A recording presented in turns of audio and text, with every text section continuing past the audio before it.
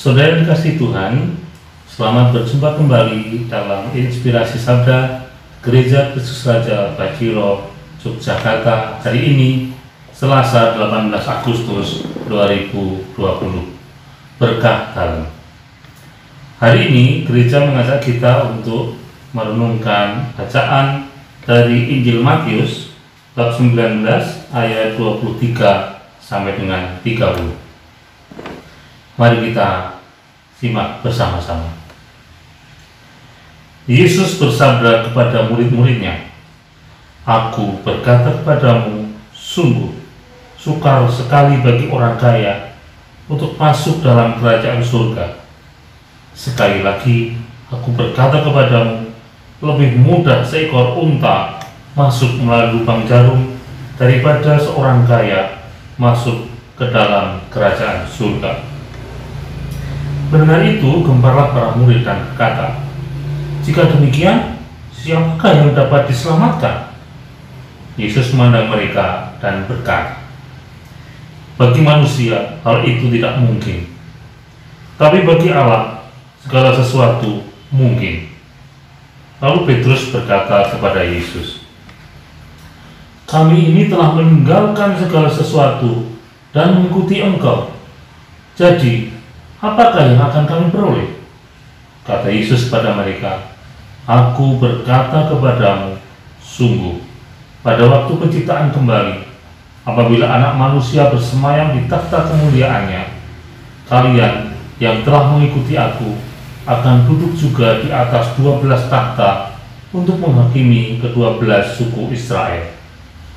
Dan setiap orang yang demi namaku meninggalkan rumahnya, saudara-saudarinya, bapak atau ibunya, anak-anak atau ladangnya, akan menerima kembali 100 kali lipat dan akan memperoleh hidup yang kekal.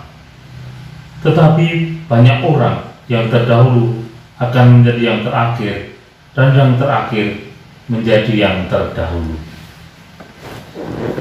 Saudara, bacaan hari ini sungguh menarik, dan bacaan ini sudah familiar, sering kita dengar, bahkan kadang-kadang menjadi joke bagi orang-orang di zaman ini untuk mengatakan betapa sulitnya orang masuk ke kerajaan surga. Mengapa fokusnya orang kaya? Mengapa fokusnya pada harta? Karena diakui atau tidak, harta seringkali menjadi Tuhan yang melebihi Tuhan Allah yang ada di surga. Orang lebih suka menuhankan harta daripada menyembah Allah Bapa di surga. Dan biasanya orang yang punya harta tergoda untuk melupakan kebaikan Tuhan, untuk melupakan kewajibannya, untuk melupakan Tuhan sebagai Sang Pencipta. Biasanya orang akan bilang, semuanya mudah dengan uang. Iya, di dunia mungkin semuanya mudah dengan uang, tetapi di surga tentu tidak berlaku. Bahkan uang yang dicari dan diperoleh berapa banyak pun akan ditinggalkan begitu saja saat orang meninggalkan dunia ini. Lalu untuk apa kekayaan itu? Kekayaan itu baik dicari, harta benda itu baik dicari, tetapi tentu saja bukan kemudian melupakan Allah Bapa di surga. Justru sebagaimana dengan kekayaan itu, orang bisa lebih banyak berbuat baik, orang bisa lebih banyak memperhatikan mereka yang miskin, yang tersingkir, yang tidak pernah diperhatikan orang. Ini yang mungkin tidak banyak dilakukan oleh orang. Ketika mereka kaya, mereka lupa bahwa di kanan kirinya ada orang yang membutuhkan bantuan, bahwa ada banyak orang yang saat ini bahkan sangat kesusahan karena situasi pandemi yang membuat orang harus kehilangan pekerjaan, membuat orang harus dipotong gajinya, membuat orang semakin sulit untuk menjalani kehidupannya ke depan.